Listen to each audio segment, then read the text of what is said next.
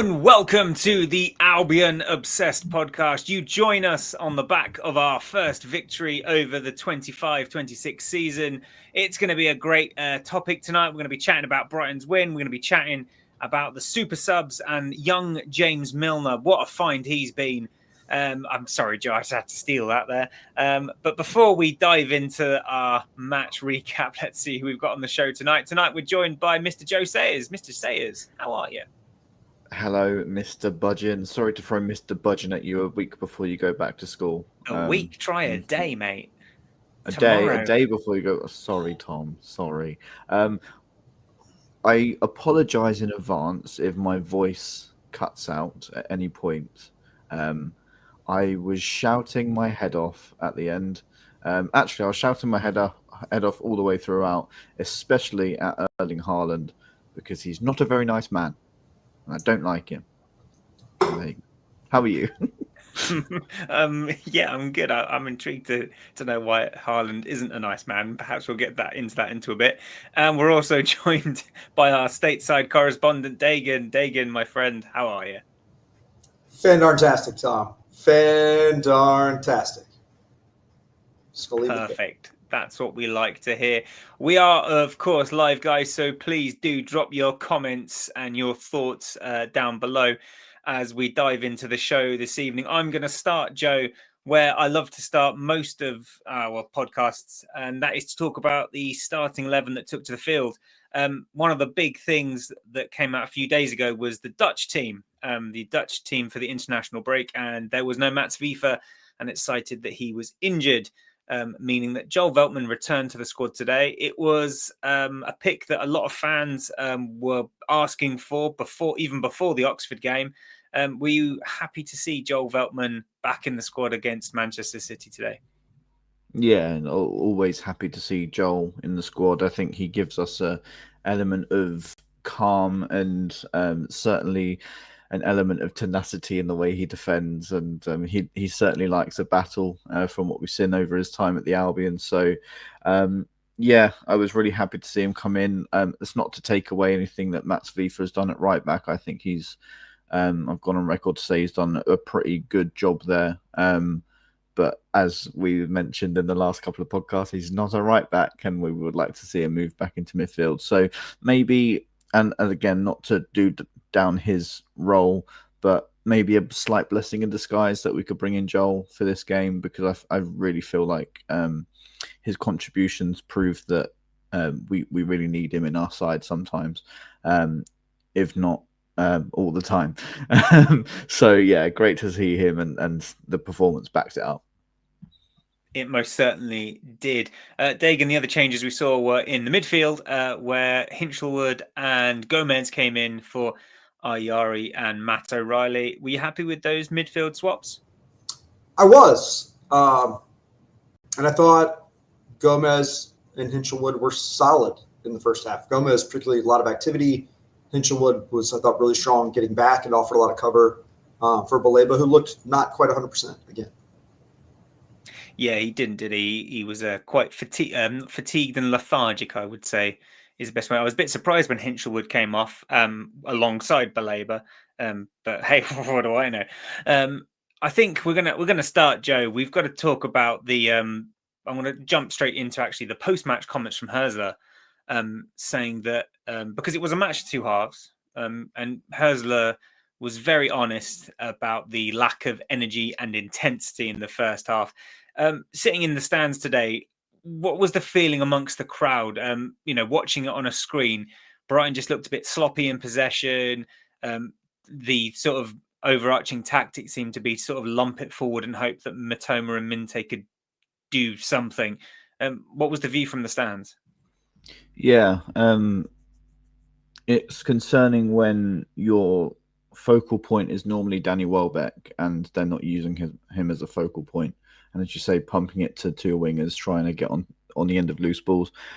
The feeling in the stands was exactly what you said. Just really sloppy when we didn't really need to be overly sloppy. Man City didn't cause much issue, and as the game went on, I was sort of thinking to myself, we're really in the game here and we can match their quality. And if we do that, we've got more than a good chance to win. So those frustrating sloppy passes, where losing the ball in really deep positions, giving them really good throwing opportunities to pile that pressure on, getting boxed in from their press from time to time was slightly concerning. But other than that, and obviously other than the goal, I thought we dealt with it relatively okay. And knowing that there was still those levels for us to go up, gave me an element of maybe a little bit of comfort, thinking that surely we can't come out in the second half and be as bad. And weirdly, like, if we go down 1-0 against a Big Six club, historically under Hurzeler, we've come back and we've done pretty well. So yeah, there was some nerves that if we continue to play that way, Man City were going to continue to punish us like they did with their goal. But yeah, I was glad that those problems were stamped out during halftime. Yeah, likewise. And Dagan, I mean, our head coach Fabian Hurzeler, he took a lot of flack from the fans, as tends to be the case when the things aren't going very well. But obviously Hurzeler can't play the football himself on the pitch for the players. What did you make of sort of our ball retention, especially in the first half? Yeah, I mean, I thought there were just some passes at the back that were wayward. Fortunately, most of them were not wayward to the other team. They went out of bounds. But it did eventually cost us giving away possession. Whereas I think the attack that City mounted and eventually scored on was off a throw from one of those sort of carelessly placed passes out of bounds. Yeah, I'm on team Fabian, if there is such a thing. Yeah, I don't get it. The results are good. This is City's first loss with Rodri in 50 matches. 49 consecutive wins or draws. It's not nothing. Oh, they weren't very good. Oh, there will be a million reasons why this wasn't, any proof that this guy is a decent manager. But yeah, I can save the stats rundown for later. But there's a stats rundown on my friend FH. Good, Dagan. I'm coming straight back to you, Nick, buddy, because me and you had this discussion before the goal, and I'd really like to hear your thoughts as a conversation now, if you like. And it was the chance that Haaland took in the first half. It's a really nice cross in from Aït-Nouri from the left to the back post, which is an area where we've seen exploited already this season, with De Kuyper just not, having that sort of physicality and that height to sort of deal with that. Verbruggen did really well, I thought, to save that, and he sort of, reacted really quickly to make the save. Me and you were sort of not disagreeing, but we were differing in our assessment of how much more De Kuyper could have done. I thought that De Kuyper was always likely to look second best when having that sort of battle against Haaland, but you saw things slightly differently, citing some like basketball terminology. So I welcome you now to just sort of explain that better to me, please. All right, so again, I'm a basketball coach, but what I saw was that De Kuyper was running with Haaland. Haaland had space behind him. To me, knowing you're smaller, and De Kuyper's not a small guy, but he's certainly small in comparison to Haaland, and certainly is not very stout of build. Like in basketball, if you know someone's bigger than you and can jump higher than you, you go put a body on them as far away from the basket as possible, because if it's close to the basket, they're just going to jump over you and rebound the basketball and put it back in without going over your back. And in soccer, the guy's just going to elevate over top of you with a running start and get his head to the ball. Yes, it was a brilliantly paced pass, but to me, Haaland shouldn't have been able to get to that space without some contact first. In the second half, the ball came down the other side, and it was the play where Veltman ended up on the ground. He went to Haaland instead of running with him to keep him from getting into that position. Because even Veltman, who is bigger and stronger, stands very little chance one-on-one against Haaland. And so, go watch basketball coaches, soccer coaches, and coach your guys up to meet somebody early before they can jump over you. I know that's a thing. Look, you guys know I haven't played the sport. I'm learning this game. But it just seemed to me, if you're aware of what you're up against, right, and you were talking about, the attacker was behind him and he was between his man and the goal. But, Haaland isn't just, a regular attacker. He is a freak of nature who, if you let him get a chance to get a running start, get up in the air, he's going to annihilate you. And we were very lucky, and Bart did well. So yeah, that was the nature of our discussion. And I think, as typical soccer thinking goes, probably he was in fine position. But that fine position, to your point, was never going to be good enough against Erling Haaland. Definitely. Thank you for clarifying, Dagan. It's always interesting to see sort of like how we can take things from other sports and we can start utilizing them in coaching. And as a football coach, that's the sort of stuff that I can take away. So appreciate that. Let's get the City goal out of the way then, Joe. City went 1-0 up. As Dagan's already alluded to, it all stems from a ridiculous ball from Van Hecke that just sails across the pitch, misses the keeper entirely, goes out for a throw. There is a lot of interplay before it does then come back, but it all stems from us giving away a cheap throw-in. There's very little closing down in the midfield. I think it was Hinchelwood giving the City man, I think it was Bob, way too much space and time. He gets the ball into Marmoush, who sort of is met by Van Hecke. There's a bit of a melee in the box there. The ball squeezes itself to Haaland, who just puts in a low shot pass for Bruggen. I was really frustrated when that goal went in. How did you feel watching that live?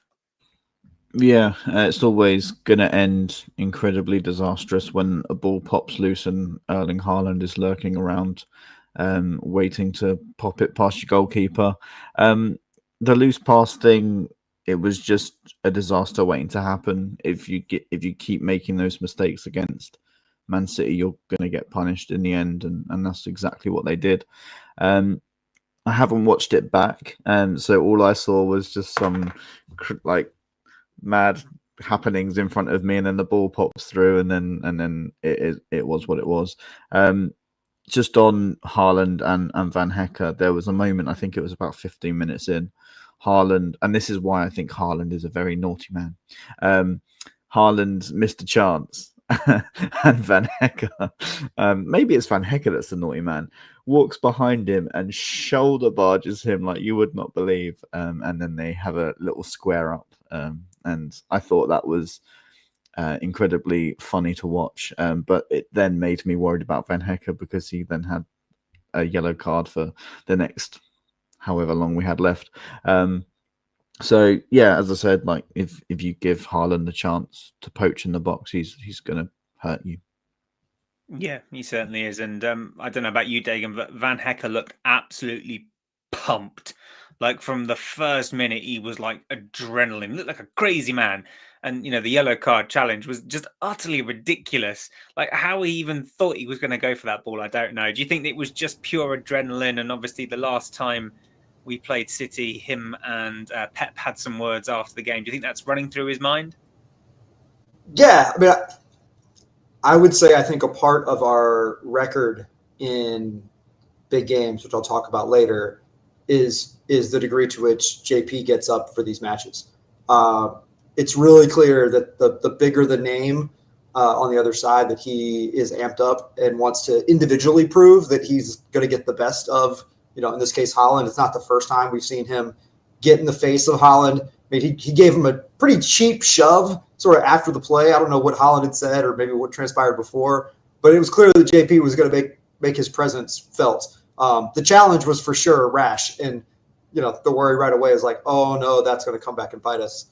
But yeah, I thought he was really, really solid, other than maybe one or two misplaced passes along the way, but he was really, really strong.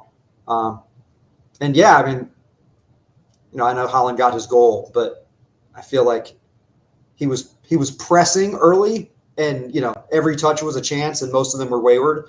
So credit to JP there. Yeah, I thought JP did a really fine job of marshalling him bar the goal once again. Joe, we are going to touch upon Mr. Danny Welbeck now, if we may. One of the things that I was very disappointed to see was that Simas was not on the bench, and I totally understand the reasons behind why he wasn't on the bench. But frustrated I was all the same. Welbeck, for the third game running really, seemed to struggle to have much of an impact on the game. Although perhaps that's a bit unfair considering how lackluster Brighton were in the first half. Generally speaking, what did you make of what you saw of Danny Welbeck today? Do you think, as Dagan said in the group chat, it looks like he's running on 2 peg legs? Yeah, I haven't actually looked at the group chat today, and that's really bad of me, isn't it? You're gonna kick me out. But yeah, I think, as I said earlier to you, that if our focal point, who's been our focal point for so long, isn't our trusted focal point against Man City, you start to worry a little bit about players trusting him to hold the ball up and bring other players into it. And yeah, I think when the game leaves you, it leaves you, especially as an attacker, if you haven't got that mobility that you relied on.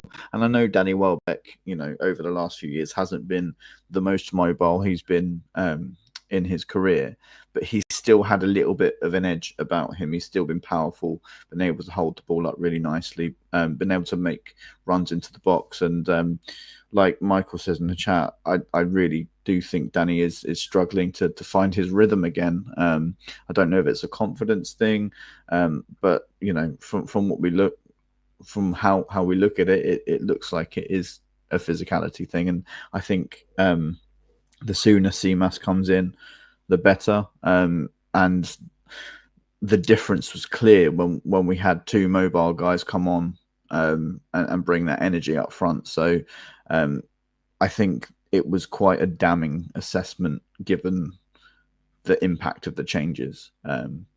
But of course, we have to sit here and say that we're very happy and thankful for what Welbeck has given us. And hopefully he can come back to a level where he can still provide something for us. I don't want to sit here and completely write him off. Over the last 6 months, we've all been writing Lewis Dunk off. It's his time to come out. But Lewis Dunk was absolutely incredible today and has been pretty good this season so far. So if he can come back to a level, I know it's different positions, but if he can come back to a level where we can say that, I'm sure Danny Welbeck can as well. He's a model professional, and obviously we hope for the best for him. But, as I said, the difference in how our line was led was very clear. Yeah, massively so. And I just, we here at Albion Obsessed, it's never about digging players out or piling on or slandering anyone. It's all about just giving an honest assessment. And I think, if we are honest and we're assessing things honestly, Welbeck has looked unfit, and I think that seems to be the main thing in the chat. Questioning his fitness, and I think, as Joseph said in the chat there as well about Welbeck, is he the sort of player that we want to be starting? Is he only starting, for instance, because of Hurzeler being sort of carrying an injury? It'll be really interesting to see how things are after the international break. So we'll just have to wait and see on that one. Although, to his credit, Danny Welbeck did help set up the only chance Brighton had in the first half when he held the ball up quite nicely, played in Matoma, who went through on goal. I think he was off balance and his shot was saved. Was it saved? Or did it go wide? I can't remember. Yeah, saved by Trafford. And Dagan, I know you like a stat, but I also know you like being optimistic, so you might want to look away for this one. To put our first half impotence into context, the last time that we produced only 1 shot in the opening half of a Premier League game was in November 2019. So that was our worst half of football in terms of creating opportunities since 2019. Not a very nice statistic. Yeah. That's not surprising. A striker with the inability to strike, and by that I mean move quickly, leaves an attack lacking. Unless you have an all-world player who can win every ball in the air, or is just built to hold up play, and that's the design. But I mean, yeah, I was texting with Glenn earlier, and I said I would like to think Welbeck would be good as a substitute, but in the first match he came out as a substitute, didn't mark a runner, and led to a shot that led to the corner that led to a goal. And again, there are other things, but he didn't look good as a substitute. He hasn't looked good as a starter. I don't recall a worse looking stretch of 3 consecutive games from a Brighton player in my time as a fan. And I know that is harsh, but I was like racking my brain trying to think about, like, we've seen Webster be really bad in some stretches, but usually it's a performance here or there and not consecutively, because he'll show up and have a great game and you're like, is that the same guy that just was awful? But like Welbeck has been really consistently poor, and it was a part of the chance playing the ball ahead to Matoma. But it just felt like everything began – well, everything didn't begin, because it should have had a beginning and ending with the striker. The other piece is our press looked really good except for Welbeck. And I think what you saw in the second half is when we had pace everywhere except for Milner, who was playing deeper and wasn't really asked to be a part of the pressure, but rather just sort of move and be in position to cut things off. It was just better. City, to their credit, was pretty sound, I thought, defensively, and tracked back with a lot of bodies, which maybe limited, their looking threatening, other than intermittent chances. But I'll say, like, Spurs have looked great. They had 0 shots in the first half yesterday against Bournemouth.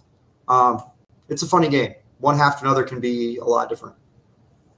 Yeah, it certainly can. Let's move on to that second half then, because, as you say, it was completely different. Maybe not for the first 15 minutes.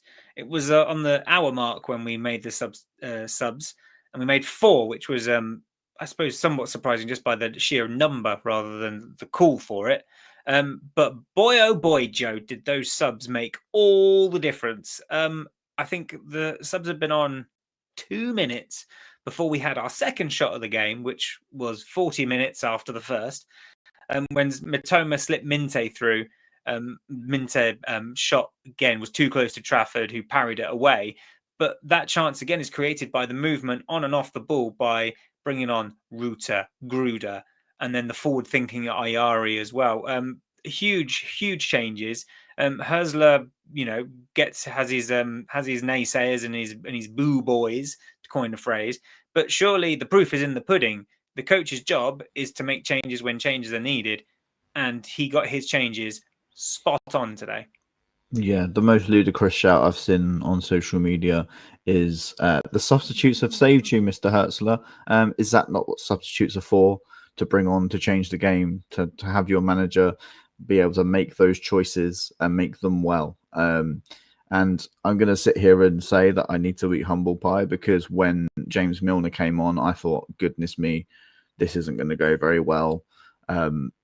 We need extra energy and pace in midfield. But actually what we needed was control. And James Milner brought that in bucket loads. The way he was barking at our front line and setting us up for our high press was incredible. And obviously he stepped up to score that penalty as well, which was the all-important reason as to getting us back into the game and giving us that platform to then go on and succeed. So absolutely unreal. And those changes, absolutely spot on from Hurzeler. Definitely so. And I know he'll probably get lost in the noise. So I'm just going to mention him really quickly. Ayari, thought he was excellent when he came on.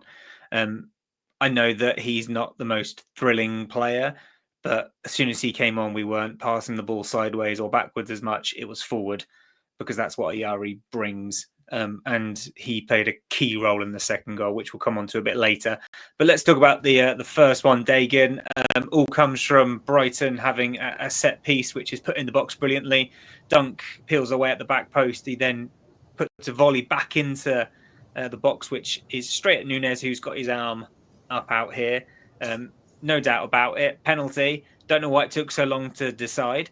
I was worried that they might try and chalk it off for a foul based on how the officials had been up until that point. I could have seen it.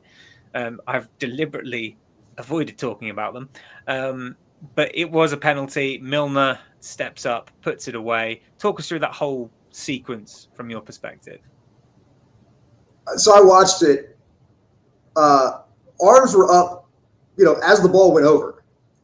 The commentator in the U.S., I don't know what you heard over there, but the commentator we had here was immediately like, well, he has to protect his face. It's very understandable. He's protecting his face. His arms were up before the ball, before Dunk even headed it, or he kicked it. Excuse me. It it was mind-boggling the degree to which the commentary very clearly was like, okay, let's try to make a reason why this isn't a penalty. Let's do our best to convince everyone that if they chalk this off, it's totally fine. It's as it should be. Same with Gruda getting stomped on later, which has been commented on quite a bit. Trodden upon. That's probably better than stomped. Yeah, to me, it was very obvious. His hands were not in a natural position. He moved them toward blocking his face, but they were already up in the air. Like that's like Talladega Nights. Like, he didn't know what to do with his hands. Just let him raise. I don't know. That was even a discussion or a look for any long period of time. It was about as obvious as it's going to be. Side note, I love that we are looking for very specific targets on our set pieces. It no longer feels like we're just flinging it in there and hoping something good happens. Both with Coppola in the game and some of the preseason friendlies, and then as the regular season has come on, Dunk, it's clear we're like looking for the biggest man in the box. We're going to send one to him and hope he gets his head on it, whether to score for himself or to pass. And that's just really refreshing. It just looks like those set pieces have intent. I know, Kuiper hit one that went out of bounds. Looked like he was aiming maybe for Minteh on the back post. Sort of cutting in on a sharp angle. But it looks like there's an intention and a design, and we're not just flinging it into the box. And that is very satisfying to me. So that. Yeah, I do agree. I talking of that set piece, I loved just Van Hecker just stood offside and stood just perfectly still. Just really, I don't know why, but that just made me smile. Joe, James Milner, scoring from the spot. Again, going to give him props. Ayari standing over the penalty spot with the ball in his hand. A few fans perhaps thought he was going to take the penalty himself, but he's done this before, Yari. I've seen him do it a couple of times now for us when we've had penalties. He stands on the spot to stop the opposition from scuffing the spot up. And I think that's just, again, it's really intelligent play for someone so young. But no, Milner gets the ball down on the spot, puts it past Trafford, really nicely taken penalty. His first goal that Oscar has said since Leicester on Boxing Day 2019, the oldest penalty scorer in Premier League history, and the celebration afterwards in memory of his friend Diego Jota. A fitting tribute, a brilliant, well-deserved goal from Milner, especially after his phenomenal performance against Oxford in the week. Yeah, definitely. And just before we go on to James Milner's goal, and I hope they weren't manipulated stats that you was just reading there, Tom. Honestly, what a crazy thing. I also saw a stat that was our second oldest Premier League scorer, and Gruda was our second youngest Premier League scorer. I don't know how true that is, so that's pretty fun. Can I share some of that too? So Milner was the second youngest ever Premier League goal scorer, and now is the second oldest ever Premier League goal scorer. Aside from that bit, his first goal was before Gruda was born. That's just fun. By a wide margin, actually. He's almost 23 years in between Milner's first goal and his goal today. Wowzers. That is some stuff. incredible stat. But yeah, just on his celebration, obviously he's picked the number 20 this season to honour his ex-teammate Diego Jota, and mentioned it in the post-match interview afterwards that he felt like it was Diego's magic that allowed him to step up and dispatch that penalty so perfectly. And it was a lovely moment that he got to do his celebration and have that opportunity to do that. And it was a fantastic penalty as well, really calm. There was a lot of fans around me worried that it was James Milner taking the penalty, but given James Milner's penalty history, no issues whatsoever. And he would be the man if I had to choose someone that was on the pitch to take one. I would have chosen him, because incredible professional, and as you say, it backs up a fantastic performance against Oxford, and maybe sort of puts it into people's minds that it wasn't just because it was against Oxford. James Milner is here to play a part this season, and he's played an incredible part against one of the strongest teams in the league. So Yeah, a team he used to play for himself. Let us not forget. Just quickly on James Milner. He started last season as well under Fabian Hurzeler. Don't forget, he's a fantastic professional. Obviously, not the youngest, not the quickest, but what he does bring is he brings that leadership. And I think that when he's on the pitch, we can at times.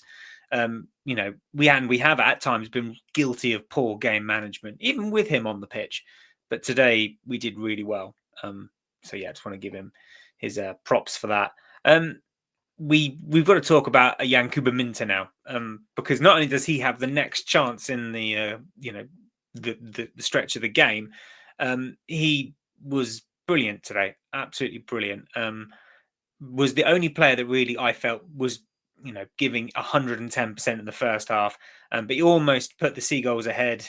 He came in from an out wide position like he likes to do, cuts in on his left foot, and his shot goes narrowly wide. Dagan, Yankuba Minteh, you've been singing his praises in the chat. I feel like he's going to be a big player for us. Huge. Yeah, he's so fun. He's so fun to watch, and I love it, especially when we look more threatening as we did in the second half, and we have players running downhill along with him. So often it's just, we send it to him, and if they have time to get two defenders back, he has to work so hard to get space. But when he's 1v1, man, he's just a treat. And if he's already going downhill, his ability to hit the brakes is pretty impressive. And I think that's where he's at his best, when he can just sort of one-time move. It's when he dances sometimes that things kind of get out of whack and the decision-making goes crazy. But when he can just kind of hit the brakes and shift and shoot, I think he's much more effective. I'm sure the multi-touch, change of gears that we see from like Saka or Salah, I think it's coming. I really do think his ceiling is unimaginably high, because he has all those qualities with the ball at his feet, but he also has this electrifying pace. And that, to me, is just the special sauce of a combination, that what you would want in that, right winger who's left-footed and cut in. Love that guy. Happy to see him get man of the match. Someone in the chat said that was his first man of the match. Is that true? I'm not sure, but it was richly deserved. And if Michael, your comment is referring to Minteh, I do agree. He can be very frustrating. His final ball sometimes leaves question marks, but as Dagan said there, he gives you so much energy, a lot of skill, so much pace. And today you genuinely thought that whatever we did, if we did something properly well, it would probably be because of something he did. We've lost Joe. Oh, no. Of Minteh, also, his defense and tracking back has gotten so much better. I mean, when he first made appearances, that I thought was a reasonable critique of him, but that is no longer, for me, a reasonable critique. He is exceptional getting up and back, and to do it for nearly the full 90. He came off battling some cramps, it looked like. But yeah, he's terrific. I mean, he's one of my favorites to watch. Long may he be the blue and white stripes. He's one who I fear, will be next on the people who are trying to get him blocked. So maybe he'll keep having a frustrating number of misses, but just enough to win games for us. That'd be great. Yeah, definitely. We seem to have lost Joe, which is fine. We'll continue without him. But the only thing is, I don't know how to get rid of the beautiful graphic that Joe has created. So me and Dagan are currently, for the audio listeners, me and Dagan are sort of like being split up by some squares. I don't know how to get rid of it. So I don't we'll just crack on. Dagan, let's talk about the Van Hecke chance as well, because again, a really nice opportunity for us to take the lead. Van Hecke, it wasn't the most powerful attempt, but it was a looping effort, and Trafford had to pull off another save. I think this was his best of the day. I was really impressed with his save. I mean, not to give him too much credit, because of course it is the opposition, but I genuinely thought that was a worldy, really good save. Yeah, those quick reaction saves. It's hard. Yeah, it's hard to fault a goalie when they do go in, but when they're able to make that reaction save and get one paw of the ball, it's impressive.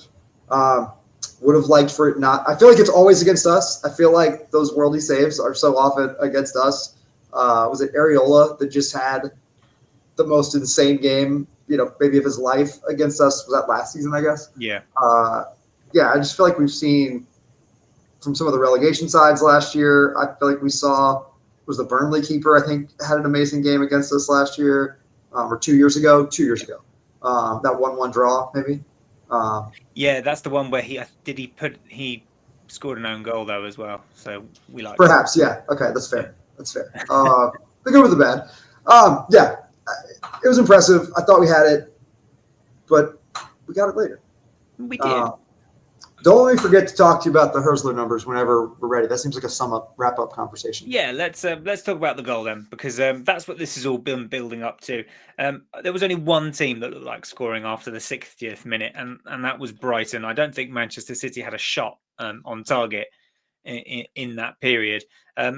Again, it comes down from the subs. The energy, the directness is absolutely brilliant. We have the ball over on the left-hand side. I can't remember who it was. They lose it, but Ayari is there to nod it forward. He nods it forward into the path of Ruta, who holds the ball up really nicely. He lays it off to Mitoma, who feeds Gruda, who almost has a repeat of Oxford United. And I was thinking, oh, please just hit it with your right this time. And he did. He went round Trafford, finished it with his right. Excellent finish. The Amex erupts, and another late goal at the Amex Stadium. Gruda gets his second goal for the club, and what a time to score it. He's looked awfully good. And it was eerily reminiscent, I know it's on a different part of the pitch, of the O'Reilly chance, where if O'Reilly had looked to check the keeper last week, he'd have cut back onto his right foot and scored easily. And here, I feel like we have a lot of chances where guys don't look at what's in front of them. They're like, I'm going to fire it as hard as I can and hope something good happens. He looked up, saw the keeper, realized if he just pulled it back to the side, he'd have time and space, which he did, and finished it with his right foot, which gosh knows, he could have done as much against Oxford and didn't, and that was a disaster. Happy to see him get it right this time in the biggest of moments. And Gruda is starting to feel like one of those guys that has it in the big moments. We lost our big moment guy in João Pedro. Gruda has a little bit of that fearlessness and swagger that you just can't put a price on. I'm really happy. This is my old shirt. You can probably tell me who this shirt belonged to, but hold on. There we go. We got the number 8. Very good. We got the number 8. Who can tell me? Come on, Tom. You know this. Number 8 in that season. Andrew Crofts, perhaps? Might be Crofts. I think that's right. I think it is. I think that is right, because I remember looking it up when I first got the shirt. Well, there you go then. But I'm glad that you got a number 8, and I'm also just ecstatic that Gruda seems to be sort of pulling it all together. I thought that it took him a while last season to get going for us to see the player that Hurzeler was so excited to sign, and he ended the season really strongly. And I've been again somewhat disappointed and somewhat impatient to see him given more opportunities. And I think the rumor that came out on Wednesday or Thursday, whenever it was, that he might be going out on loan really sent me, because I was like, what? For me, he's one of those players that I want to see starting. I really want to see him starting because he's just so much more exciting than perhaps an O'Reilly type of player. He's a different type of player, different type of 10, if you like, but he gets fans excited. He's got that flair, he's got that directness, and I think we lacked some of that in the first half today. So there you have it, Dagan. We saw out the game 2-1, a huge win for us, first one of the season. And I know you want to share some stats about our boy Fabian. So I now invite you to take the floor and do what you got to do, man. Oh boy. Okay. So here we go. So we've 7 home games against the Big Six under Hurzeler. We've taken 19 of 21 possible points in those games. 6 wins, 1 draw, no losses. 16 goals for, 8 goals against. In all Premier League matches against the Big Six, we've taken 27 of a possible 39 points, home and away. Overall, against the Big Six and Newcastle, who I'm including because they're the other Champions League team this year, in all comps, Hurzeler has 11 wins, 4 draws, 3 losses. 36 goals for, 24 goals against. There's just no way that someone who's produced these results is incompetent at their job. I assure you that every team and every manager in the Premier League is trying to win the game. Sometimes things will not go our way. But just because we've had some failures, that we've blown some leads, we've had some unpleasant results, does not mean the manager is incompetent. Now, I guess you could, on the other side, say, well, these wins don't mean he is competent. But competence being the bar, like, this guy is a competent Premier League manager. He's been able to go toe-to-toe and make adjustments mid-game. Other than Liverpool, and maybe now, even as much as Liverpool, we've done better than anyone coming from behind in Hurzeler's tenure. That, too, ought to be the mark of a quality manager. If Tony Bloom believes in him, I believe in him. We all should believe in the manager. We should back him. We should cheer for him. The booing the team off at halftime, which I understand it's whatever people want to do. Sorry, Dagan, I'm just going to – I thought that was mainly directed at the officials. I hope so. I hope so. But just given the commentary online, that seems questionable to me. I just at halftime I did stumble across the phrase Fabian Hurzeler is 50 shades of beige. Yeah, that was probably half like tongue in cheek about what he was wearing today, of course, with the football as well. And again, I haven't always been Fabula's biggest fan. But as you say, like, it wasn't that long ago, Dagan. I remember when Brighton went a goal down, that was it, game over, because Brighton never came back from going a goal down. And that wasn't that long ago. So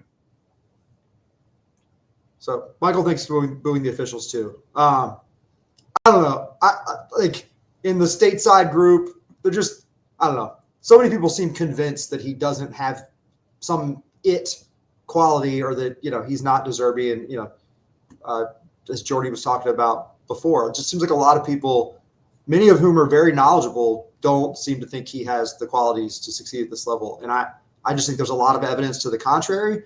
And I don't think it serves us well to so consistently, after any less than stellar result, pick apart the manager and suggest that, we would be better to find a replacement. Just as some of these young players are going to get better, he is a very young manager and has shown a ton of potential.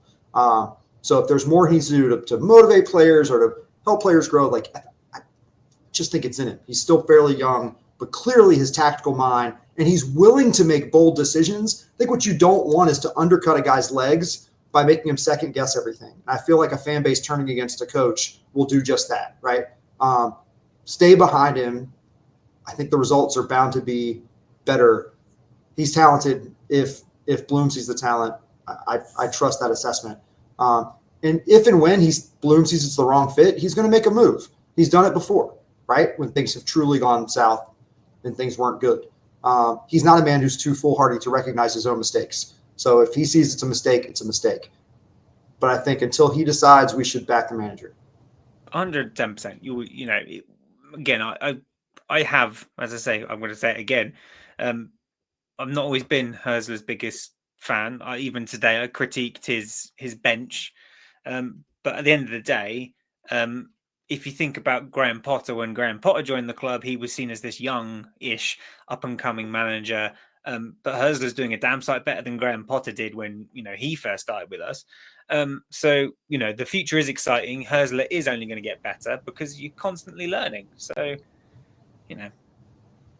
Tom, one of the notes you made about the bench, sort of wondering why Coppola, I thought we got to see at the end, which I was so happy to see. Sub on the big guy at the end to seal the deal, right? I got that. I was so excited to see him come on for Minteh. Like, I was like, oh, this is because I thought that was exactly what we should have done against Fulham, was bring him on. And I still feel like that last ball that got just over Dunk's head, I think I've said it on this podcast already, but Coppola would have gotten that ball away. So love seeing the big man brought on.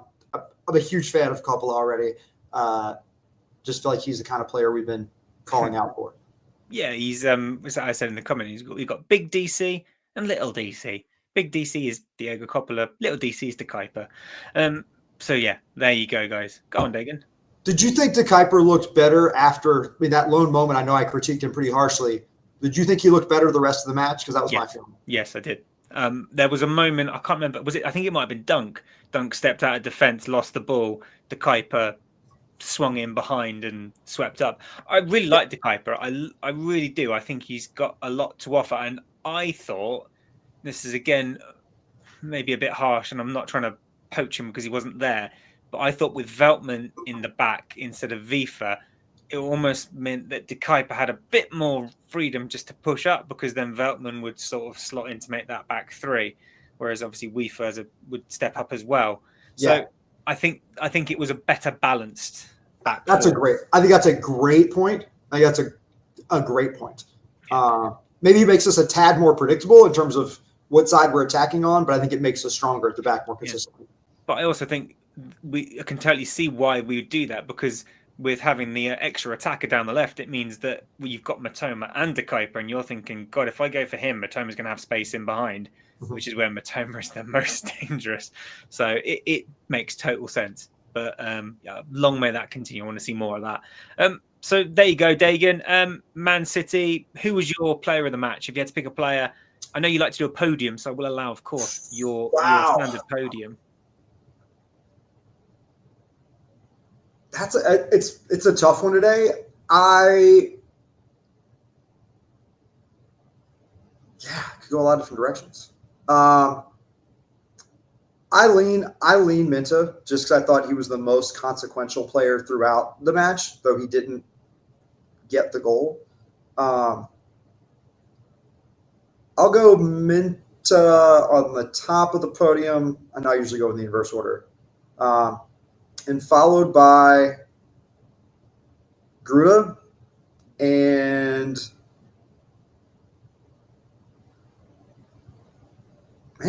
sorry to be stumped and quiet. I'm usually have a clear sense. I didn't think this through in advance. Would you like to give me? Would you like me to give you mine so that Dunk, you can? Milner. What do you think? Yeah, I mean, I was going to say Milner.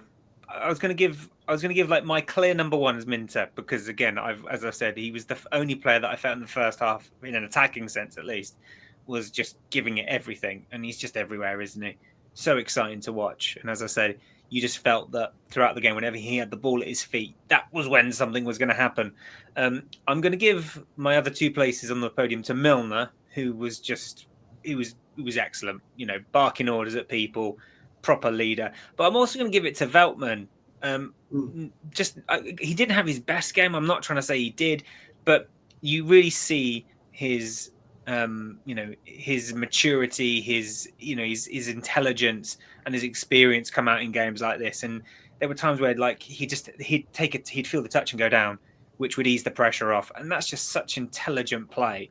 There was a moment, I think it was in the first half, where the same thing happened. City were camped in our box. Veltman received the ball with his back to the player. The player barely touches him. He goes down, wins a free kick. And it just eases the pressure. And as a coach, that's what you want your players to do. You want your players to play smart.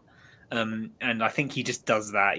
I think whenever Veltman's on the pitch, he's as Michael says, his influence is absolutely crucial. And again, I don't want to berate Vifa, but I just don't understand that when Veltman is fit, why he's not first choice right back. I know he's probably not as attacking as a Lamptey, who's gone, or Ferdy, or even a Vifa, but he just gives us something that I don't think we have when he's not there. So yeah, I'm going to give Milner and Veltman a sort of like a dual second, third place, just because of 2-1 up. We've seen it before. That seems very fair. Yeah, I mean, I struggle to put Dunk because I thought he had a rough couple of passes in the first half. One that he slowed back to Bart that nearly stopped my heart completely. But yeah, I mean, Milner's a good shout, and ultimately, finishing the penalty is what we needed to happen to change the game. I thought, please no, not again. Don't let us miss a penalty, and he hit it really well. There was a question earlier in the chat asking if we were going to talk about some of the outgoings. Do you want to? Should we do that real quick? So I think the big one, Dave, I see your comment here about Buonanotte. I did star it. Buonanotte to Chelsea on loan. It's it's been something that we've talked about a lot in the group chat, Dagan. It's a really confusing one for me. I think a big part of it is obviously Cole Palmer's injured, so he'll probably be out for quite a while. Chelsea's squad is incredibly bloated, and they've just picked up another injury in Delap, I believe. So he may get game time, but on the face of it, it's one that I don't understand. You know, surplus to requirements at Brighton, but Chelsea. It's funny, but I would say if you were to line up the two benches today, I thought ours looked a little stronger. I think if you look at Chelsea's bench yesterday compared to our bench would look a lot stronger. Chelsea's loaned out a lot of talented young players. They have a bunch of others that they've frozen out of the squad and are trying desperately to sell. So it'll be interesting to see if some of those guys don't find a new home. Are they invited back in? What does that mean for Buonanotte if he goes there? But a couple of things happened in succession that I think set up this Buonanotte deal. Enciso failed his physical to Strasbourg, right? That deal fell through. Moments after the Buonanotte deal went through, the Enciso deal was back on to Blueco. So those two things I don't think are completely unrelated. The other, Chelsea was linked to Simmons, who went to Spurs. They were linked to Lopez, who later in the same day that Buonanotte was signed, pledged that he was going to stay at Barcelona.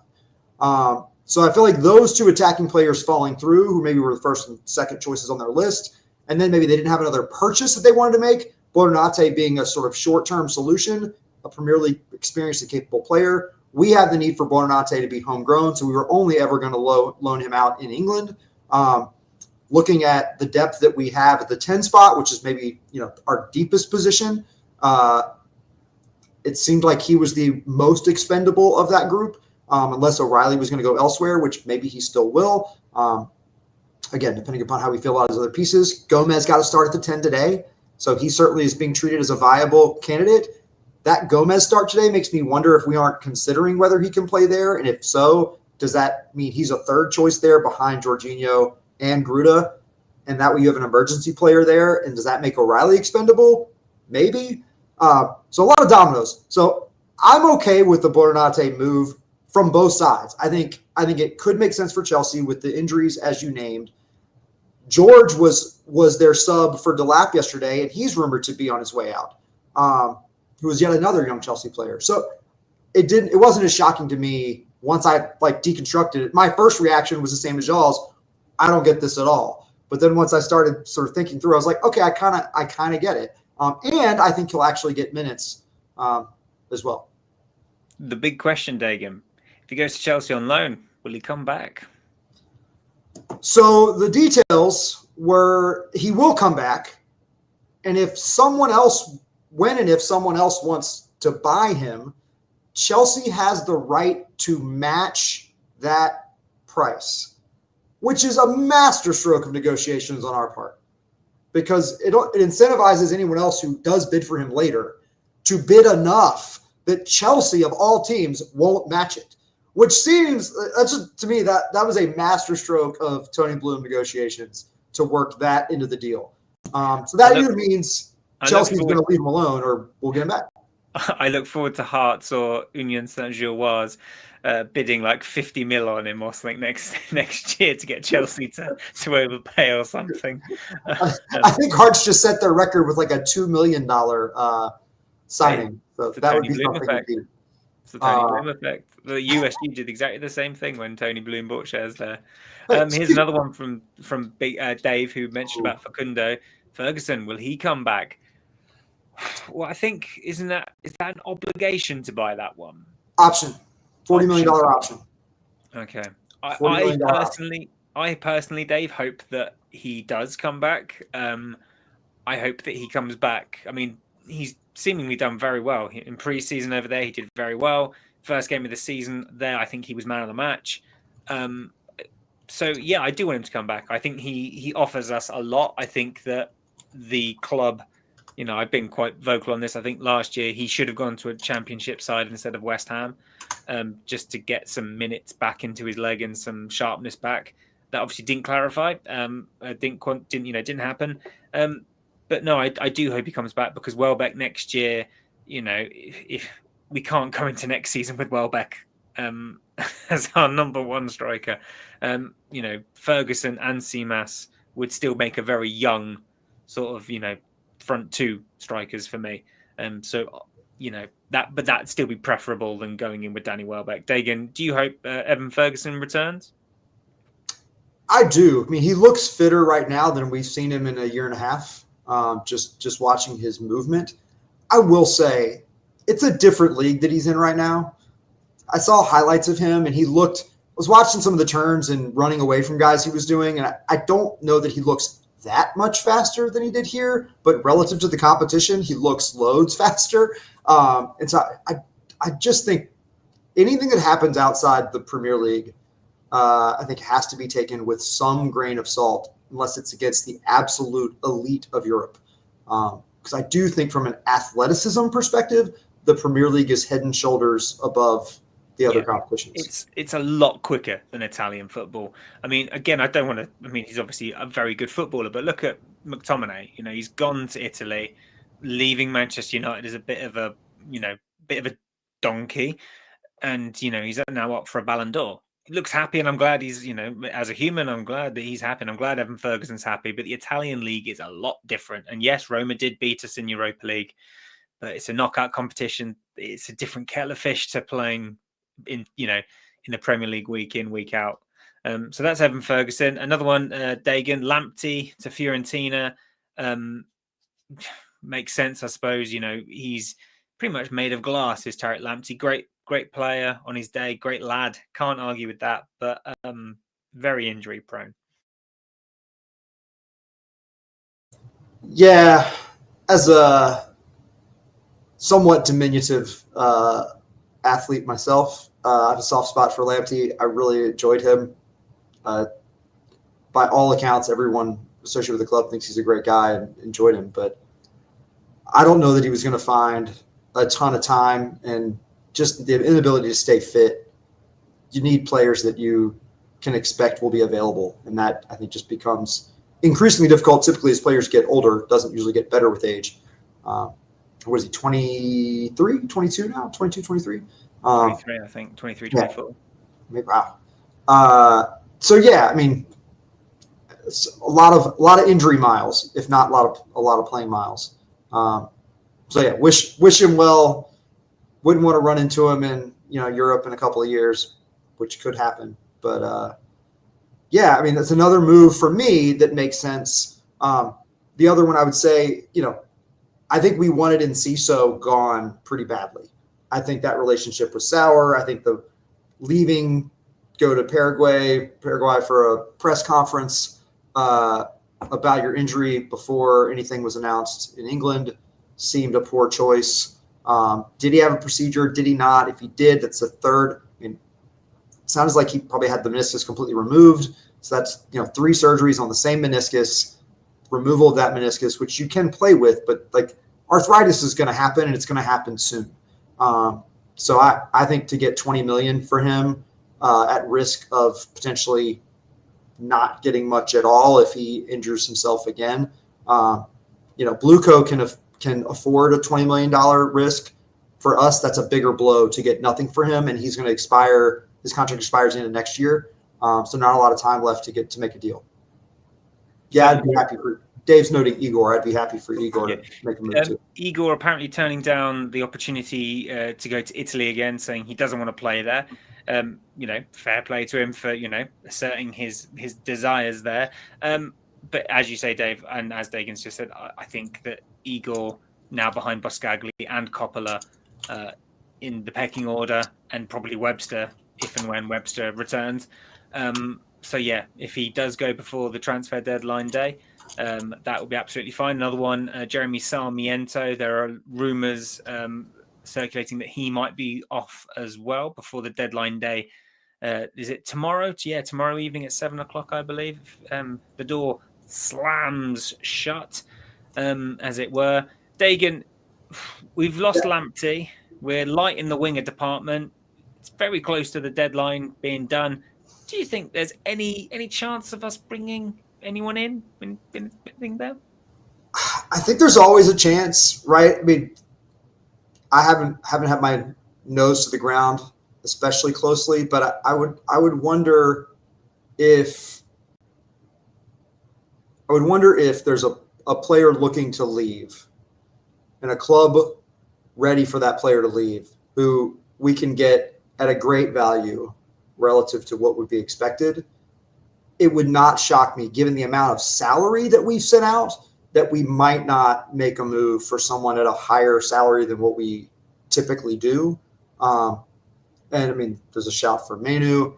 Yeah, I don't know who or where a winger who could potentially play at striker, if there is such a person available.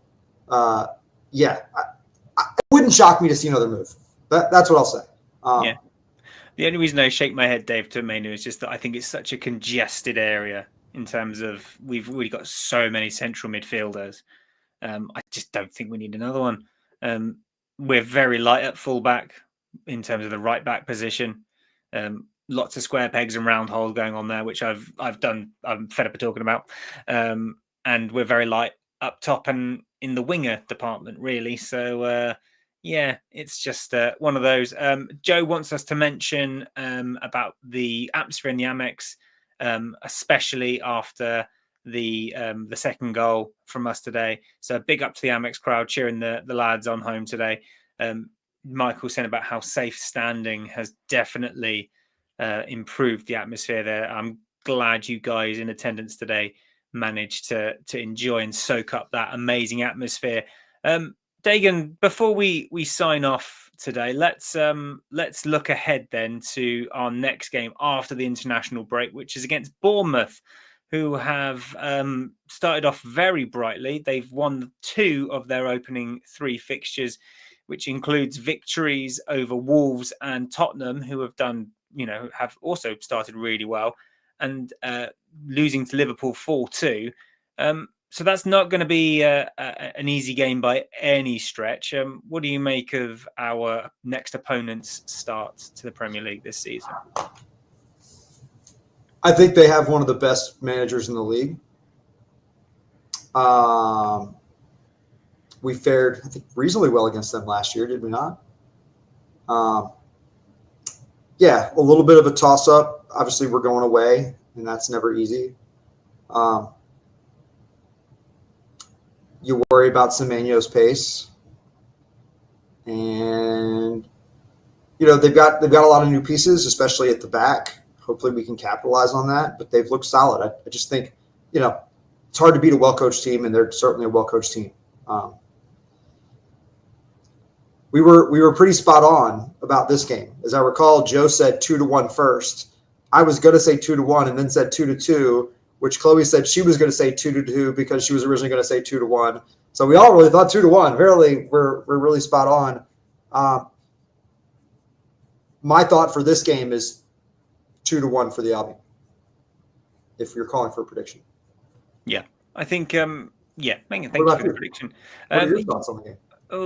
I think Semenyo is going to be difficult to deal with, and I think if Vifa is at right back again, that would potentially worry me.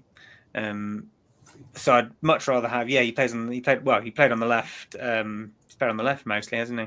I believe. I think he's playing on the right. If he plays on the right, that would make me slightly happier. I was under the impression he played on the left. But anyway, if Semenyo did play on the left, I would much rather have Mr. Joel Veltman back on again. For me, the only changes I would make from today's game, I'd just bring on Seamas or Ruta. I think again, I don't want this to have turned into like a bit of a Danny Welbeck bash, because it has to be said that he's done so well for us during his time at Brighton. But I think if it's not going to be Welbeck, it's got to be Ruta. Ruta's got to start, and I'd want Gruda to start as well. Otherwise, Hinch, Baleba, that's fine.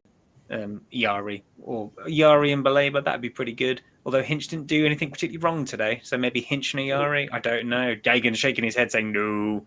I mean, Hinchelwood to me is an indispensable piece wherever you put it. Yeah, he's one of those players that he doesn't seem to matter where you put him, he will just do a job. Yeah, God, He just Jackie always seems locked in. He always seems locked in. He's Let's always put this- alert. His head's on a swivel. If we're not going to play Veltman at right back, I would rather Hinchelwood. I really would. Agreed. I think Hinchelwood is a better standing right back than Vifa. Again, not to downplay Vifa, who's looked really good at right back at times, but there are just certain wingers I don't want him to have to deal with, and Semenyo is one of them. So my score prediction, I think it's going to be a tough one, but now I think that we've got our first win under our belt and we've scored our first goal from open play. I think I'm going to go with, I don't think we'll keep a clean sheet. I still think we're a bit shaky at the back. I'm going to go with the same scoreline we had today. I'm going to go with 2-1 to Brighton. Goal scorers, Ruta and Gruda. Fourth game in a row with a penalty? Question mark, question mark? God, I hope not. It'd be nice to score 2 goals from open play. Sima, another one we lost. Yeah, Abdullah Sima. I suppose it sounds terrible, but I suppose I completely overlooked him because I don't think he's ever actually made a first team appearance. Yeah. So, but again, the writing was on the wall and has been for several years now about that. Joe in the comments just saying his score prediction is 3-2 Brighton. Wow. Let's just hope that, as James just said in the comments there, that the international break doesn't take the wind out of ourselves, which can happen. You pick up a bit of form and a bit of things start going right for you, then the break happens, and then it all goes tits up. If you'll excuse the expression. Michael says floodgates are open now. 10-game winning run, scoring 30 goals. Yes, please, Michael. That would be lovely. Top by Christmas. Thank you very much. My prediction of 5th is still on. Boom. And Joe would also like everyone to know that his player of the match today was Lewis Dunk. So there you go. Dagan, anything to add for what we've spoken about this evening? I just hope people remember the positives when thinking about the performance of the manager and the club. Not take the positives. It's not a Graham Potter moment. But just be mindful that, all the teams are trying to win these matches. We will not win all of them. You could make a case that in a different version of these same 3 games playing out, we have 9 points. You can make a case we have 0. Right? All reasonable, because the games, for the most part, are going to be close games that hang in the balance of a couple of moments. Let's be in it together. Love this club. Like supporting all the people that support it. Yeah. Even when we argue. Even when we do, but we always do it in a nice way. And as the the scarf says up there, stand or fall. There it is. Baby. It's all groovy, baby. Here's one from Andrew. What is the record for most games with penalties taken by different players? Who is next? We've had 3 penalties, 3 different takers. I would like Lewis Dunk to take the next one, please. Dear Lord, please no. So there you have it. Well, what more is there to say apart from thank you for joining myself, Dagan, and Joe this evening. Joe, I'm sorry that your internet is crapped out on you, mate. That's rubbish. But thank you for joining us in the comments nonetheless, and thank you for sorting out the screen thing, which I didn't have the expertise to do. So thank you very much, guys, for joining us. It's been an absolute pleasure talking about our first win of the 25-26 season, the first of many, I'm sure. So all that's left for me to say is, whenever you may be, wherever you may be, we'll see you next time. You take care.